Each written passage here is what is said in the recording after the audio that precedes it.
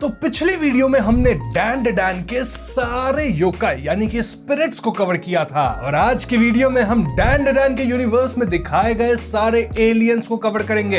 And just to let you know, aliens ज्यादा है spirit से। एक और इंटरेस्टिंग बात बताऊं, इस वीडियो के बाद हम एक टियर लिस्ट वीडियो बनाएंगे जहां हम स्पिरिट्स, एलियंस, योकाई सबको रखेंगे और उन्हें रेट करेंगे on the basis of power. तो भैया वो वीडियो मिस नहीं करना है, तो इस वीडियो पे 15 के लाइक्स कर दो और 2 के कमेंट्स।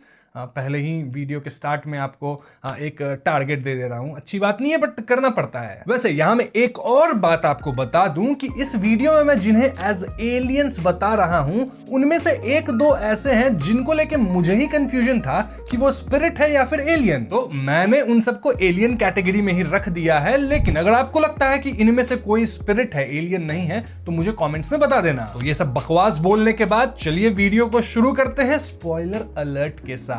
ठीक है, चलिए शुरू करते हैं। तो जिस एलियन की हम शुरुआत में बात करने वाले हैं दोस्तों, वो वही एलियन है जिसे आपने एनिमे में अब तक देख भी लिया होगा, नन अदर देन सर्पोयंस। सर्पोयंस वही है मित्रों जो कि मोमो के साथ वो करना चाहते थे। वो का मतलब क्या है आपको समझ आ गया होगा, अगर नहीं समझ में आया है तो यहां क्या कर रहे हो, पोगो देखो।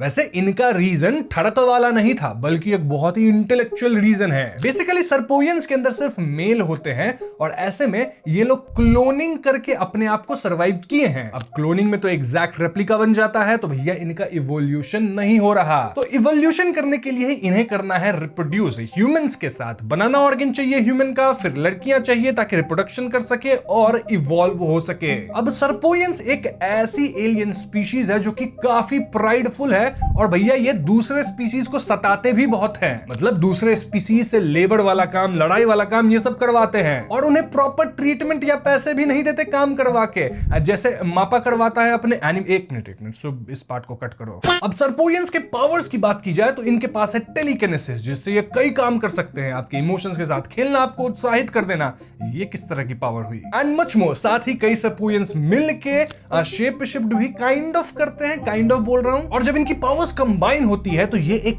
योकाई तक को स्टॉप कर सकते हैं। वैसे अगर तुमने मेरी पिछली डैन वाली वीडियो को ध्यान से देखा होगा तो वहां मैंने बताया था कि एक सर्पोयन था जो कि हमारे हीरोज का मदद किया था, किसको हराने में, अम्ब्रेला बॉय को। हीरो मतलब अपना ओकारुन और मोमो, ये कैसा हैंड सिंबल है। खैर, तो जिस सर्पोयन ने इन लोगों की मदद करी थी उसका नाम है रोकुरु और उसे बैनिश कर दिया गया है उनके कम्युनिटी से। क्यों? क्योंकि उसने मोमो की मदद तब करी जब कर इन्वेजन हुआ था अर्थ पे। अब तुम पूछोगे कर क्या है, इन्वेजन क्या है? अरे इन्वेजन नहीं, लेकिन कर के बारे में सब बताऊंगा, तुम लोग आराम से बैठो, ठीक है? तो रोकुरु को कर इन्वेजन के बाद नैनो टेक्नोलॉजी से डेवलप किया जाता है। अब इस लाइन का क्या मतलब है, वो जो मांगा पढ़े होंगे उन्हें समझ आ रहा होगा, और नहीं भी समझ आ रहा तो बस इतना समझ लो कि रोकुरु है अपना एक सर्पोयन जो कि हमारे साइड है, मतलब अपने हीरोज के साइड। हाँ, रोकुरु है अपना एलाई, लेकिन बाकी जो सर्पोयंस हैं वो हमारे दुश्मन हैं। वैसे क्या मैंने आपको बताया कि ये सर्पोयन जो हैं वो दूसरे स्पीसीज के साथ मर्ज भी हो जाते हैं एंड देन अलग अलग तरह के पावर्स को एग्जिबिट करते हैं। काफी बात कर लिया सर्पोयंस के बारे में, बढ़ते हैं अगले एलियन की तरफ जिसका नाम है फ्लैटवुड्स मॉन्स्टर। अब ओकारुन के नॉलेज के अकॉर्डिंग ये जो फ्लैटवुड्स मॉन्स्टर है ये मोस्टली वेस्ट वर्जीनिया में ही देखने को मिलते हैं, लेकिन अभी अभी इन्हें जापान में भी देखा गया है। कहां? एपिसोड 2 के अंदर, जो कि आ चुका है डैन का, तुम लोग देखे होगे। हाँ, अब वो फ्लैटवुड्स मॉन्स्टर ही है, बड़ा सा। इसकी हाइट 3 मीटर से भी ज्यादा बताई जाती है और देखने में ये सुमो रेसलर जैसा है। इसके पावर्स की बात की जाए तो ये अपने टारगेट के अराउंड फोर्स फील्ड क्रिएट कर सकता है। वैसे ये काम सर्पोयंस और योकाई भी करते हैं। अब पूछोगे फोर्स फील्ड क्यों क्रिएट करता है? ताकि अपने टारगेट को कैप्चर कर सके। सिंपल सी बात है, समझते नहीं तुम लोग। अब फ्लैटवुड मॉन्स्टर के शील्ड के अंदर एक पॉइजनस गैस होता है जिससे कि इसका जो विक्टिम है या फिर टारगेट है वो वीक हो जाएगा। ऑफ कोर्स क्योंकि ये इतना बड़ा है, सुमो रेसलर जैसा दिखता है, तो इसके पास कितनी स्ट्रेंथ होगी ये मुझे बताने की जरूरत नहीं है। बस फ्लैटवुड मॉन्स्टर की वीकनेस ये है कि अगर उसकी हाथ जमीन से टच कर जाती है तो भैया पिघल ही जाती है। ऐसा क्यों होता है? क्योंकि भैया वो सुमो रेसलर है और सुमो रेसलिंग के अंदर रूल होता है कि हैंड टच नहीं होना चाहिए जमीन से। वो हुआ तो हाथ ही पिघल जाएगा। लेकिन चिंता मत करो, फ्लैटवुड मॉन्स्टर के पास इसका भी समाधान है। अपने हाथ को कहीं भी कैसे भी मोड़ सकता है, किधर भी पहुंचा सकता है। तो इसके हाथ को जमीन से टच करवाना इतना आसान नहीं है जितना तुम सोच रहे हो। अब आप सोच रहे होगे कि एपिसोड 2 के अंदर फ्लैटवुड मॉन्स्टर जापान में कैसे आया। एक सीक्रेट बताऊं, वो हायर किया गया था सर्पोयंस के द्वारा। हाँ, यही सर्पोयंस। और क्यों हायर किया गया था? क्योंकि ओकारुन का बनाना ऑर्गन चाहिए था सर्पोयंस को। क्या होता है इस एनिमे के अंदर। मूविंग ऑन, अगले एलियन की हम बात करते हैं जिसका नाम है लॉकनेस मॉन्स्टर। लॉकनेस मॉन्स्टर एक सी क्रीचर है और भैया ये बिल्कुल डिस्क्रिमिनेट नहीं करता। क्यों? क्योंकि इसके एरिया में जो भी आएगा ये उन सब पे हमला करता है। इस मॉन्स्टर की पावर ये है कि ये ढेर सारा पानी पी के वाटर को एज कैनन मारता है बहुत तगड़े फोर्स से। वैसे इस कैनन की रिकवरी टाइम भी है, मतलब एक बार मारेगा तो थोड़ा टाइम लगेगा उसको रिकवर करने में, देन अगेन यूज करेगा। और हाँ, उसे पानी भी बहुत चाहिए इस कैनन का इस्तेमाल करने के लिए, लेकिन वो सी के अंदर ही रहता है तो वहां पानी की कमी थोड़ी है। तो इसे भी सर्पोयंस ही लेके आए थे, मतलब इसके जो एरिया में गए थे। एंड इनके साथ एक और एलियन आया था जिससे सर्पोयंस पूरे कंबाइन हो गए थे एंड देन अटैक किए थे ओकारुन पे, मोमो पे और आयरा पे। यही 3 थे ना, कोई और भी हो सकता है, पता नहीं। मैं पढ़ा था मांगा कुछ दिन पहले, थोड़ा थोड़ा मिस हो रहा है। लेकिन जो लोग भी मेरी उस लाइव स्ट्रीम में जुड़े थे, जो कि अब सिर्फ मेंबर्स ओनली है, देखना है तो मेंबर बन जाओ। तो हाँ, उस लाइव स्ट्रीम के लोगों को पता होगा कि मैं किस फाइट की बात कर रहा हूं। वैसे इस वीडियो में अपन फाइट्स नहीं कवर करेंगे, मांगा नहीं कवर कर रहे, बस एलियंस के बारे में बता रहे हैं। तो इतना ही है लॉकनेस मॉन्स्टर के बारे में। तो अब हम एक ऐसे एलियन प्रजाति के बारे में बात करने वाले हैं जिसे अगेन सर्पोयंस ने ही हायर किया था, लेकिन बाद में वो अपने हीरोज के साइड आ चुका है। He is none other than Mr. Mantis Shrimp। तो मिस्टर मैंटिस श्रिम्प के प्लैनेट पे एक गैलेक्टिक वॉर शुरू हो गया था और उनकी जो पत्नी थी वो एक अजीब से ब्लड डिजीज के कारण मारी गई। अब यही same blood disease mister mantis shrimp के बेटे को भी है, जिसके कारण उसे हमेशा ब्लड ट्रांसफ्यूजन चाहिए होता है। और ये जो ब्लड ट्रांसफ्यूजन है ना, इसका कॉस्ट काफी एक्सपेंसिव है। तो यही पैसा कमाने के चक्कर में मैंटिस श्रिम्प भैया चले गए सर्पोयंस के पास, जो कि इनसे बाउंसर वाला काम करवाता है, मतलब मारपीट वाला, और बदले में पैसे देता है, जिसकी मदद से वो अपने बेटे का ब्लड ट्रांसफ्यूजन करवा के उसे जिंदा रख पाता है। लेकिन यहाँ है एक twist and this twist is very funny. तो ट्विस्ट ये है कि इनके प्रजाति का जो खून है ना, वो हमारे पृथ्वी के गाय के दूध जैसा है। तो हाँ, ये लोग पृथ्वी से काऊ को लेकर जाते हैं, लेकिन काऊ को रहने के लिए, उनको खाना देने के लिए जो हैबिटेट चाहिए वो सिर्फ पृथ्वी पे ही है। और इसीलिए मैंटिस अर्थ पे ही सेटल हो जाता है, क्योंकि हम सबको पता है कि भैया काऊ मिल्क उतना एक्सपेंसिव तो नहीं है जितना एक्सपेंसिव एक ब्लड ट्रांसफ्यूजन होगा। और इसी पॉइंट से मैंटिस भैया अपने ओकारुन और मोमो के एलाई भी बन गए। इनको गाय भी दे ही दिया जाए एक, जिससे ये दूध निकाले और अपने बच्चे का ब्लड ट्रांसफ्यूजन कर दे। अब पावर्स की बात की जाए तो ऑफ कोर्स मैंटिस के पास है सुपर ह्यूमन स्ट्रेंथ, और भैया बॉक्सिंग का चैंपियन है ये बंदा। मतलब क्लोज कॉम्बैट में अगर इससे लड़े ना तो बढ़िया से पेल सकता है। इसके अलावा जब सर्पोयंस ने मिस्टर मैंटिस श्रिम्प के अंदर एक सीरम को इंजेक्ट किया था तो ये और भी स्ट्रॉन्ग हो गया था। वो अलग बात है कि सीरम का इफेक्ट टेम्पररी था। वैसे ये जो अपना मैंटिस श्रिम्प है वो अपने प्रजाति का वन ऑफ द वीकेस्ट है, फिर भी इतना स्ट्रॉन्ग है। बट क्योंकि वीकेस्ट है तो ये ओकारुन और आयरा से हार गया था। But still let me tell you कि इसकी ड्यूरेबिलिटी बहुत ही ज्यादा हाई है, साथ ही इसके ऊपर किसी भी तरह का वेनम वर्क नहीं करता। और हाँ, जब सर्पोयंस सीरम इंजेक्ट कर देते हैं ना इनको, तो उस टाइम पे ये शॉक वेव्स भी रिलीज कर पाते हैं। ओवरऑल मुझे ये कैरेक्टर बड़ा पसंद है मिस्टर मैंटिस श्रिम्प का। देखना एक ऐसे भेस बना के ह्यूमंस के बीच रहता है। मूविंग ऑन, अब मैं जिस एलियन की बात करने वाला हूं उसे मैंने पिछले वीडियो के अंदर मेंशन भी किया था, and it is none other than Tsuchinoko. Tsuchinoko एक जायंट वर्म है जो कि अर्थ के नीचे रहना पसंद करता है। क्यों? क्योंकि अगर वो ऊपर आया तो काइंड ऑफ वेपराइज होने लग जाता है, जस्ट लाइक डीमन इन डीमन स्लेयर्स। उसे पूरा कवर किया है मैंने, जाके चेक कर लो। हाँ, ये कर लो पहले। अब सुचिनोको के बॉडी से एक तरह की साइकिक वेव्स निकलती है, और इस वेव्स के प्रभाव में लोग खुद को खत्म करना सोचने लगते हैं या कर भी लेते हैं। हाँ, ये इविल आई जैसा ही हुआ, लेकिन इसके वेव्स इविल आई से ज्यादा पावरफुल हैं और मास स्केल पे भी काम करते हैं। अब सुचिनोको के पास ऐसे कुछ खास पावर्स नहीं है अपार्ट फ्रॉम दिस, लेकिन क्योंकि ये एक जायंट वर्म है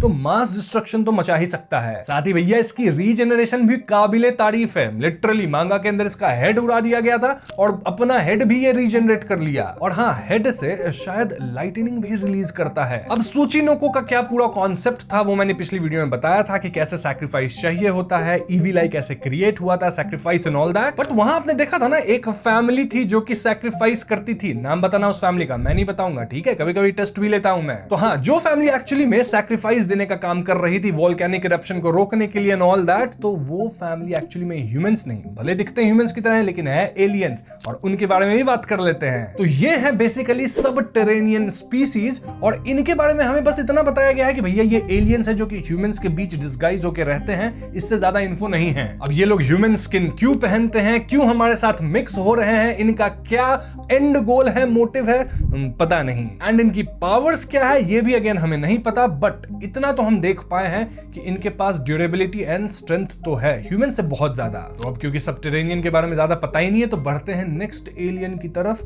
जो कि सबसे ज्यादा डेंजरस है। क्यों है डेंजरस? क्योंकि इस एलियन के रेस को हराने के लिए हमारे हीरोज को सर्पोयंस के साथ हाथ मिलाना पड़ गया था। जी हाँ, ये एलियंस है कर, और ये कर जो है ये बहुत ही खतरनाक तरीके के कॉन्करिंग स्पीशीज हैं। कर को किसी भी चीज से मतलब नहीं है, उन्हें बस अपना देखना है, जगह जगह को कॉन्कर करना है। ये एक्सट्रीमली प्राइडफुल स्पीशीज हैं और ये किसी और स्पीशीज को अपने बराबर नहीं मानते एक्सेप्ट वन। अब वो कौन है उसे मैं वीडियो में आगे एक्सप्लेन करूंगा ही, धैर्य रखो। तो कर के पास ऐसे तो खुद से बहुत ज्यादा पावर नहीं है, लेकिन ये बिग मामा नाम के एलियन के फ्लैश से क्रिएट हुआ एक्सोसूट का इस्तेमाल करते हैं, और ये सूट्स बहुत ज्यादा पावरफुल हैं। इनफैक्ट ये जो कर लोग हैं ये अर्थ के ऊपर भी इन्वेड करने की कोशिश किए थे, और भैया कर भी लेते, आराम से हरा दिए थे अपने हीरोज को। वो तो रेको काशिमा बीच में आ गई थी, याद है ना कौन है सबसे स्ट्रॉन्गेस्ट योकाई जिसकी वजह से कर हारे। नाउ ये जो एक्सोसूट है इसके बारे में हम बात करेंगे ही जब हम बिग मामा को डिस्कस करेंगे, बट इसे आप ऐसा समझ लो जैसे आयरन मैन के पास काइंड ऑफ हल्क बस्टर था, और मे बी उससे भी पावरफुल।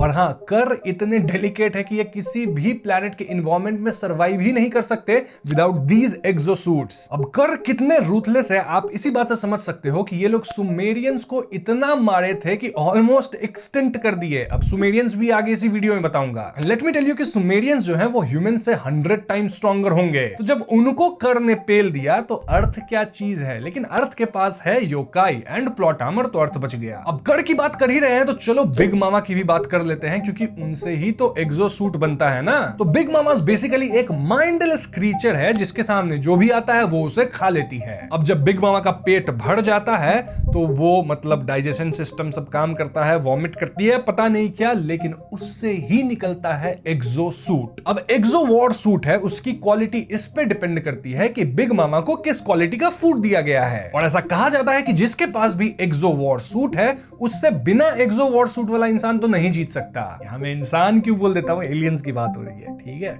मतलब बीच बीच में इंसान बोल दूं तो मैनेज कर लेना। तो समझ रहे हो विनोद कितना स्ट्रॉन्ग है ये कर वाला रेस, और कैसे ये लोग बिग मामा को मिल्क कर रहे हैं जैसे मैं फिलहाल डैंडरडैन को मिल्क कर रहा हूं। वैसे वीडियो में मैंने कहीं ये बोल दिया था कि एक्सोसूट बिग मामा के फ्लैश से क्रिएट होता है, नहीं, खाना से क्रिएट होता है, पच के जो निकलता है। ये बात मैंने बोल दिया होगा, फ्लो के अंदर निकल जाता है, ठीक है, माफ करो। Okay. अब इतने सारे पावरफुल एक्सोसूट एंड इतनी पावर्स के साथ इतनी रूथलेसनेस के बाद भी कर जो है एक इंसान को रिस्पेक्ट करते हैं। अरे इंसान नहीं, एलियंस को। Count Saint Germain. अब काउंट सेंट जर्मेन को लेके उतनी इंफॉर्मेशन अवेलेबल नहीं है, लेकिन हम इतना जानते हैं कि इसका प्लान डैंडरडैन से रिलेटेड है। और भैया ये वही कैरेक्टर है जिसने फेरी टेल कार्ड को हरा के उसके पावर्स को छीन लिया था। नाउ सोच के देखो, अगर काउंट सेंट जर्मेन की रिस्पेक्ट कर लोग करते हैं जो कि किसी की रिस्पेक्ट नहीं करते, सबको अपने से नीचे मानते हैं, तो ये कितना पावरफुल होगा। एलियन है, बंदा है, आदमी है, क्या है पता नहीं, लेकिन पावरफुल है बहुत। प्लस ये फिलहाल हिस्ट्री एंड कल्चरल रिसर्च के टीचर का काम करता है बाय नेम सांजो में, और लोगी मिशन के सूत्रों से पता चल रहा है कि भैया यही होने वाला है the next big villain in the Dandadan series. And I guess किसी लेटेस्ट चैप्टर में इसने एक ह्यूमन को योकाई की पावर भी दी थी। अब हो सकता है कि लेटेस्ट चैप्टर्स के अंदर इसके बारे में और भी चीजें बताई गई हूं, मैंने आपको बताया है, मैंने एकदम अंत तक नहीं पढ़ा है, कुछ चैप्टर्स बाकी है मेरे लिए। तो अगर आप व्यूअर्स में से कोई पढ़ा है, उसे इस सेंट जर्मेन के बारे में कुछ पता है, तो कमेंट से मुझे बताना। फिलहाल हम लोग आगे बढ़ते हैं अगले एलियन स्पीशीज की तरफ जिसे कहते हैं सुमेरियंस। हाँ, वही सुमेरियन जिन्हें कर ने इन्वेड किया था, और दिखने में सुमेरियंस हम ह्यूमंस की तरह ही दिखते हैं, except one teeny tiny difference, सर पे एंटीना है, यही डिफरेंस है। ठीक है। और एक और बहुत बड़ी डिफरेंस है, लेकिन ये फिजिकल डिफरेंस नहीं, मेंटल डिफरेंस है, क्योंकि सुमेरियंस की जो टेक्नोलॉजी है वो हम ह्यूमन से बहुत ज्यादा बेहतर है। सुमेरियंस के प्लैनेट का नाम है सुमेर, लेकिन वो एक टाइम पे उनके सेकंड होम प्लैनेट आइडिया से माइग्रेट हुए थे। अब ये आइडिया प्लैनेट कौन है? हमारी अर्थ। जी हाँ, वहीं पे रहते थे हमारे साथ, मतलब हम उस टाइम शायद नहीं थे। और वो सुमेर से अर्थ पे या वैसा वर्षा एक टेलीपोर्टर की मदद से टेलीपोर्ट होते हैं। और पिरामिड वगैरह जो स्ट्रक्चर है ना, उससे कंपेयर किया गया इन टेलीपोर्टर से, मतलब वही सब टेलीपोर्ट करता है, मतलब पिरामिड से ये ऑपरेट होते हैं। तो अब समझे पिरामिड्स को कैसे बनाया गया है। ये है डैन का यूनिवर्स। अब सुमेरियंस की टेक्नोलॉजी भले ही बहुत एडवांस थी, लेकिन ये लोग भविष्य में काफी मतलब मानते थे। नहीं होता एक प्रेडिक्शन किया गया कि आगे चल के ऐसा होगा, उन चीजों को ये मानते थे। और इनके भविष्य में ऐसा लिखा गया था कि जब सुमेरियंस को इन्वेड किया जाएगा तो एक बड़ा गॉडजिला माफिक प्राणी इन्हें बचाने आएगा। अब जब कर इनके ऊपर अटैक किए थे तो ये लोग अपने फुल पोटेंशियल के साथ कर से लड़े थे, बट ऑफ कोर्स हार गए। और ऐसे में वहां के जितने भी मेल्स थे उनको कर द्वारा कैप्चर कर लिया गया और इन मेल्स को बिग मामा को फीड किया गया, क्योंकि ऑफ कोर्स सुमेरियन अच्छी स्पीसीज है तो ये बढ़िया फूड होंगे ना, तो बढ़िया एक्सोवॉर सूट निकलेगा। और उस टाइम पे जो फीमेल थी सुमेरियंस, वो लोग कर से लड़ने की कोशिश करी थी। आलम यह था मित्रों कि सिर्फ 4 ही फीमेल बच पाई सुमेरियंस की, जिसमें से 3 तो औरतें थी लेकिन एक बच्ची थी। और इस बच्ची को एक एक्सो वॉर सूट के साथ अर्थ पे टेलीपोर्ट कर दिया जाता है। और यही बात उनके लेजेंड वाली स्टोरी में मेंशन है कि वो एक काइजू की तरह दिखता है। और ये सुमेरियन कौन है जो कि टेलीपोर्ट होके आई है,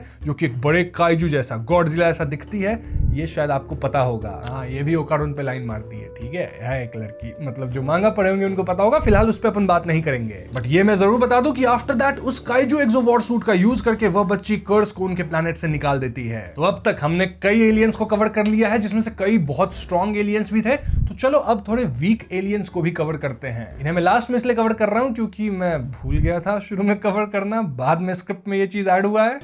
तो इनमें से सबसे पहले आता है मैंड्रिल एलियंस, जो कि मैंड्रिल मंकी की तरह दिखते हैं। अब इन्हें भी सर्पोइयंस ने हायर किया था और इसकी पावर मुझे काइंड ऑफ महीतो जैसी लगती है। उसका जो डोमेन था ना वैसा ही, बस शॉ हिट इफेक्ट नहीं है। तो महीतो मैंड्रिल एक डोमेन फिक्स करता है, एक बड़ा सा एरिया जहां पे टेरिटरी कैन्स होते हैं, वो सोडा पीने वाले कैन नहीं होते हैं थम्स अप वाले, वो। अब इस एरिया का रेंज 100 किलोमीटर तक हो सकता है। And the interesting part is कि जो भी इन जायंट कैन्स को टच करेगा वो भी कैन बन जाएगा। एंड देन ये चीज कंटिन्यू होगा, यानी नया जो कैन बना उसको कोई और टच किया वो कैन बन जाएगा, सब कैन बनने लग जाएंगे। अब इसके बाद जो मैंड्रिल है वो उन कैन्स को वापस से ह्यूमन में कन्वर्ट करके कैप्चर करके उन पे एक्सपेरिमेंट्स करेगा। एक्सपेरिमेंट्स क्यों? क्योंकि भैया मैंड्रिल का जो आईक्यू है वो 300 है या उससे भी ज्यादा, पता नहीं, मेरे को लगता है 300 है, याद नहीं आ रहा मुझे ठीक से, बट ये लोग हमसे स्मार्ट है, हम पे एक्सपेरिमेंट करते हैं। इसके अलावा इनके पास एक स्टिक होती है जिससे ये कैन को लॉन्च करते हैं ताकि कैन ह्यूमंस को छू जाए और फिर वो भी कैन में बदल जाए। अब भले आपको सुन के लग रहा होगा बढ़िया पावर है, लेकिन ये लोग है बहुत ही वीक, क्योंकि ओकारोन के एक स्ट्राइक से ये हो जाते हैं धाराशाही।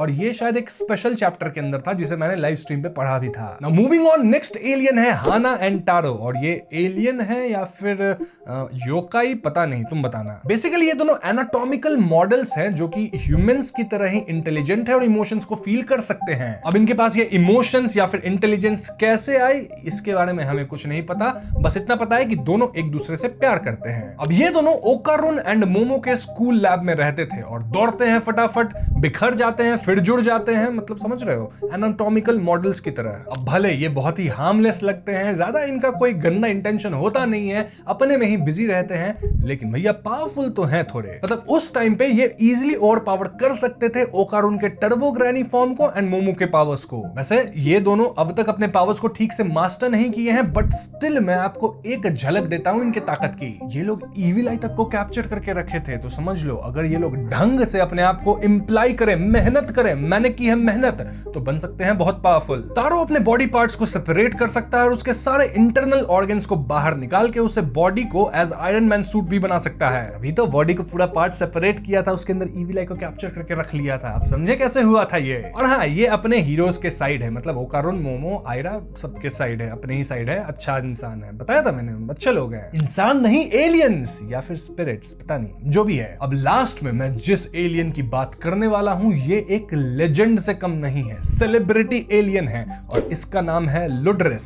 लड्रेस या लुड्रेस व्हाटएवर इट इज, लेकिन ये एलियन गजब का है। नहीं, ये कोई बैटलिंग एलियन नहीं है, बल्कि एक आर्किटेक्चरल एलियन है। ये अपने नैनो टेक्नोलॉजी की मदद से किसी भी चीज को क्रिएट कर सकता है। जैसे इसने मोमो की दादी के घर को पूरी तरह से बना दिया था। और हाँ, ये क्या बोलता है इसके लैंग्वेज को अब तक ट्रांसलेट नहीं किया गया, तो कुछ भी पटापट बोलता रहता है, लेकिन है बहुत ही अमेजिंग। अब ये जो नैनो टेक्नोलॉजी से कुछ भी बनाता है वो काइंड ऑफ एक स्किन की तरह है, कपड़ा की तरह, जो कि बनाया है जिससे स्टेबल है स्ट्रक्चर, और इसे किसी भी फॉर्म में मोल्ड किया जा सकता है। मांगा के अंदर एक कैरेक्टर है जो कि इस नैनो टेक्नोलॉजी के घर से खुद का एक काइंड ऑफ एक्सोसूट बना लिया था। किससे लड़ने के लिए? गॉडजिला से लड़ने के लिए, जो कि सुमेरियन थी लड़की अंदर उसके। जो पढ़े मांगा उनको पता होगा। वैसे कौन सा कैरेक्टर ये काम किया था आप मुझे कमेंट्स में बताना। तो आप देख सकते हो कि लड्रेस जो एक सिंपल स्ट्रक्चर बनाता है, उससे भी कई इंपॉर्टेंट चीजें बनाई जा सकती है, उसे कंट्रोल की जा सकती है, बशर्ते आपको वो करना आता हो। तो समझ लो ये कितना स्ट्रांग हो सकता है। मतलब इसका जो अपना बनाने का पावर है वही बहुत अच्छे तरीके से इंप्लीमेंट किया जा सकता है